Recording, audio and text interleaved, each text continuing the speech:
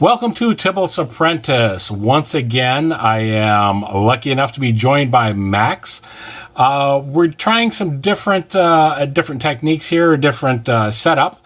And right now, this is really just more, instead of talking about a specific deck, we want to talk about how our deck building strategies have changed with our commander deck. So thank you for joining me, Max. Thank you for having me. It's good to be back. I'm glad to have you. So let's just jump right in here. So first of all, how has your deck building changed over the years? Oh boy. So that's a really, really big question. So, I guess we'll go about it in parts. So I know the biggest thing that I've noticed about my decks, like even from a year ago, is that when I go into building, so like I'll pick the commander, whatever. Colors, like I don't really pick by color anymore. I kind of used to be that. So like I'll grab my commander and I'll go, okay, so what does it say? Okay, so it says this. And okay, so what does this commander want to do? How does it want to win? And how is the fastest way I can get there? Okay. As opposed to when I used to build a deck, I was like, well, here's some colors I like, and okay, cool. So I'm going to try to build around the commander, but I'm not necessarily going to try to get to the win as fast as possible. Okay. I just want to put all these cards together and hope they work together and see what happens. For me, my approach was, quite up until quite recently, has been just laziness of taking pre-constructed decks and just swapping out card for card. The new set will come out, I'll look at it and I'll go, oh, here's a good card. This goes in this deck. Oh, this card goes in that deck. Yeah. And I've done some of that too. It's fun to do it that way too. It is. You don't want a 10. Yeah. You want maybe like a 7 or 6 or a 7. Yeah. So, you're always adding to it and there's something different, but it's come to me, it's finally occurred to me after a long period of time that I need to be a little bit more organized than that. And so what I've found, instead of doing that, is I almost don't even care who the commander is. When I'm trying to build a deck, I think it's more important to build the synergy of the deck itself, and then find a commander that fits that. At least that's what I try to do. Now you're still building, well, shall we call it top down from the commander? You're building from the commander out, or do you ever build from the deck and then find the commander to fit it? Well, I tend to basically do the opposite of what you do. So I go, okay, so a new set will drop or whatever, and I'm like, oh, that commander looks awesome. I'm gonna build that deck, and I want to see how it works. And I bet that deck would be super fun and pretty powerful. Let's try it. Let's try it out. So for me too, what I've found recently is going to the command zone. There is a template, if you will, They've got a couple for how to build a deck. You know what I mean? You want X number of mana sources, X number of ramp, X number of removal spells, and then I double that, whatever that is. At least I try to. But so starting with that template, the other thing that I have found is more that I make changes, or I'm trying to, moving forward, making changes in packets. I'm not thinking anymore of just one single card. I'm thinking of, here's not necessarily a combo, or I guess it's a combo, but here's a combo of 3 different cards that are going to work, but here are 3 other cards that are going to supplement, either continue the combo or give me multiple uses for a piece that might get removed. You know what I mean? Yeah. Yeah, makes sense. So when I look at that, I'm starting to look more and more for packets of cards to go into the deck as opposed to single cards that go in there. Mm-hmm. Yeah. So when you build, do you have a pool of cards that you pull from, or do you scour the internet and then therefore scour your boxes for the correct card? So a little bit of both. And so Edh Rec is one of my best friends. Uh-huh. I looked for a lot of deck techs, like on YouTube and stuff. not to net deck necessarily, Right. but to kind of get an idea of like where people are going with their decks and saying, okay, well, they're going this direction, but I think I could do it this way instead. Or, hey, I Okay. like the direction they're going. Maybe I'll do something similar. Gotcha. And I do have a lot of cards. I'm becoming kind of infamous for this in my friend group. I pull my decks apart a lot, the ones that I tend to not play as much. Right. And I go, okay, well, now I have all these pieces, so I can shove this in this new deck or whatever. So I'm almost envious of you from that standpoint, because I can't. I don't think I've ever pulled a deck. The only EDH deck I've ever pulled apart. I don't even remember what the name of it was, but it was the Precon. I bought it specifically to get Spike Feeder to sell, and the Spike Feeder was like $60 at the time. So I bought it. I pulled the deck apart. I sold that, and I figured, well, that paid for the rest of the deck. But I've never actually pulled apart a deck of mine. I mean, that's now why I have 27 decks. You're saying you're playing them a little bit more often. I can see why. With 27 decks, not everything is in the rotation. Not everything is first string for me. Some of the things don't see a lot of play. But yeah, so I'm a little envious of you maybe, because you've got the fortitude to pull those apart. I just can't do it. Well, I'm trying to do the thing where I stop pulling my decks apart. It's like, okay, well, I'm just gonna buy another copy of this card, even though I know I have the card. And I could totally rip apart this deck, but it's so good.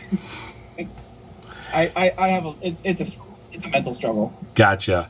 So are all of your decks, would you say, at what are the power levels? We talked a little bit about that last time you and I talked, and I put the thing up on screen there so you could see it. Yeah, so not all of them are. So I think the strongest one is probably Elsha. I'd give her 8.5. Okay. Is your goal to get them all about the same, or do you want... I'm trying to now, but obviously I don't want to drop hundreds and hundreds of dollars every time I build a new deck. Sure. Sometimes I do. So I built two recently. I built Corvold and I built Xyrus the Writhing Storm. Mm-hmm. And I mean, they're both powerful, but I'd give them probably closer to 7. Both of them, they're probably about even. Okay. Elsha was my one deck where I'm like, I'm gonna make her as powerful as I can afford to, and I'm just gonna stomp on everything. Well, I do think that everybody needs at least one of those decks. Yes, I agree. I feel like a lot of my power levels, and I've always said, that I take a few points off because I'm playing it, but in all seriousness, I feel like I probably don't have. Okay, so 2 points here. I was going to say, I don't feel like I have anything higher than maybe a 6 or a 7. Though it's interesting because these are malleable. These are numbers that are definitely a matter of perspective, because I have a couple of decks that I think of as being, fairly powerful, where other people in the play group kind of roll their eyes and groan when it comes out, because it's like, oh, it's that one again. It's like, well, but See, everybody needs one deck that elicits that response. Everyone needs one deck where when you whip it out, everyone goes, oh, crap. All right, it's time to whip out the big boy decks. We're all going to whip out the Exactly. And I like the idea, and I believe, again, it was, I keep going back to the Command Zone or whatever. I believe they talked about that, about their last game of the night or whatever is just everybody brings out their most powerful deck and just tries to clobber everybody just as fast as possible so you can get one more game in. Yeah, so you can get at least one more. It's 10 p.m. and we don't want to go home yet, but there's not a lot of time, so everybody just whip out your deck. We'll get 3 more games. Right. Because a lot of these decks, and I talked about this before, that our play group is so evenly matched, or not necessarily evenly matched, but we know how each other play, so that even decks that are maybe a 5 or a 6, I can make it drag out the game just that much longer, which isn't necessarily going to be fun for anybody. So the idea is to up the level of the decks that I have and get them into a more, because I could always throttle back when I'm playing. When I'm in the game or whatever, if I wanted it to go on a little bit longer, I feel like I want to be able to or should be able to rein it back in just a little bit and, you know, make it go a little bit further. Or if I need to, put my foot down and say, okay, I got to end this. I got to go. Yeah, that's fair. Yeah, fair enough. I think too, like, as far as deck building goes, like even one or two card swaps can literally take it from like a 6 to a 7 or a 7 to an 8. Sure. All it takes is a couple of cards. Sure. And you said Edh Rec is one of the places you go. Is there any place else that you go for, not necessarily the net deck again, but place for tips and tricks and stuff, or just ideas? I use Tapped Out a lot. I mean, not for like tips and tricks, but you know, for ideas, I use Tapped Out a lot. Mm-hmm. Archidekt is one that I haven't used a lot, but I've looked into a little bit. Okay. Mostly YouTube actually is where I find a lot of people actually discussing, like, these are some tips and tricks for like XYZ commander. Right. That's like, this is how to make it sing just a little bit, you know, just a little bit better, a little more on pitch. Nice. That's one of the things that I do, and I also try to look not just at the main 4 or 5 channels that are out there, but I do take the oddball channels and stuff because I'm always looking for that one thing that I haven't seen yet. And with, you know, thousands, 100,000 cards or whatever, with all the cards that are out there, you don't know everything. You're not going to remember everything. You're not going to see everything. And honestly, I don't want to say I don't use Edh Rec, but I sometimes avoid them because I don't want to play the same deck that everybody else is. And not that I'm going to get that every time, but... No, but it makes 100% sense, especially if it's like a, you know, semi-popular commander player. Right. Most of the Muldrotha decks I've seen are pretty much the same. Right. You know, most of the, I don't know, like popular commanders. Like super popular. Muldrotha is like almost number one. Most of the Golos decks I've seen almost the same. Right. It's like, you know, the big popular Atraxa. Right. You got one of 3. You got Super Friends, +1/+1 counters, or Infect. That's kind of it. That's going to be it. Exactly. So, any other things that you would have to suggest to anybody that's maybe new to Edh Rec, or to EDH rather? Pick your favorite. Like, if you're new, just like look at all the colors and go, okay, well, I want, you know, I like red and blue. I personally, I'm Izzet Mage, so I like red and blue.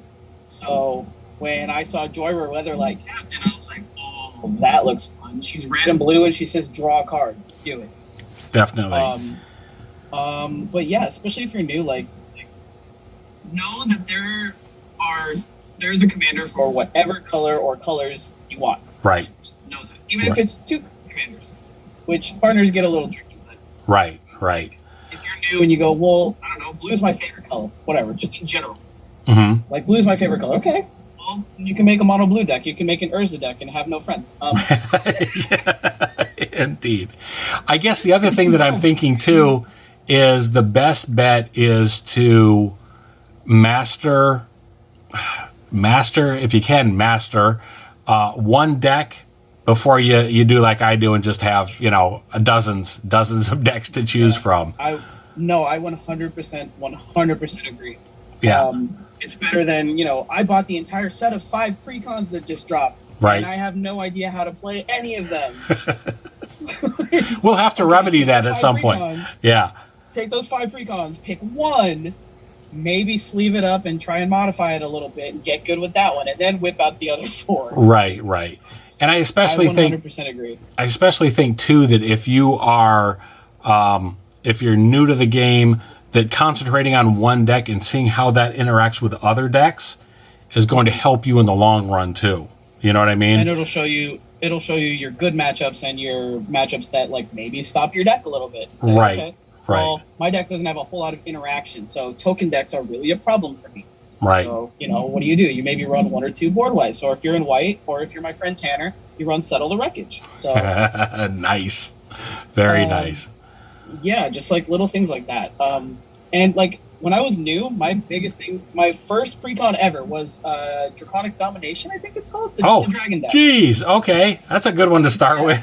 17. T17. I was like, well, I like dragons. I've always liked dragons. I'm a Harry Potter fan. So I like big flying things that are cool. Right. So I have access to every card. Right. I was going to say that's Wooburg, right? So, I mean, you've got all the colors that you could have. So, wow, you were already familiar with Magic, though, right? Yeah, so I had a friend, my friend Danny is actually the one that brought me into Magic. He briefly taught me how to play 60 card, and then he goes, hey, there's another format where you can have more cards. And Commander's the one that caught me, and I was like, okay.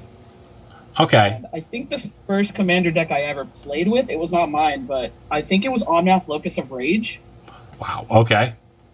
So that one was fun. And I was like, oh, like, drop a land, get a 5/5, okay.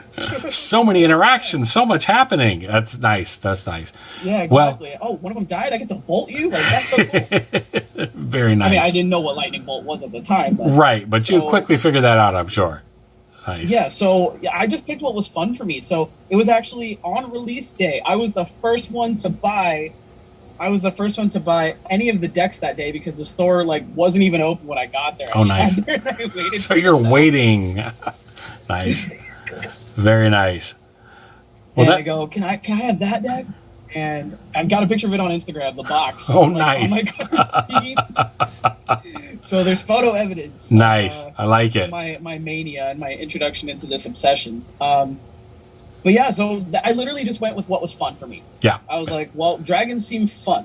So when you're new, I think that's the biggest thing that you need to do is like, because that's what keeps you in this game. It's like you want to have fun with it. Exactly.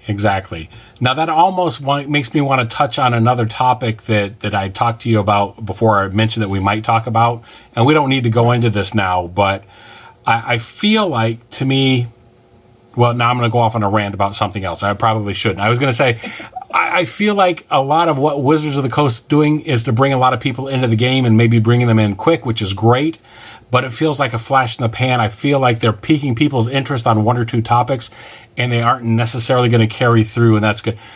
That's another topic for another time, though. I should stop. Yeah, we'll get to that another time.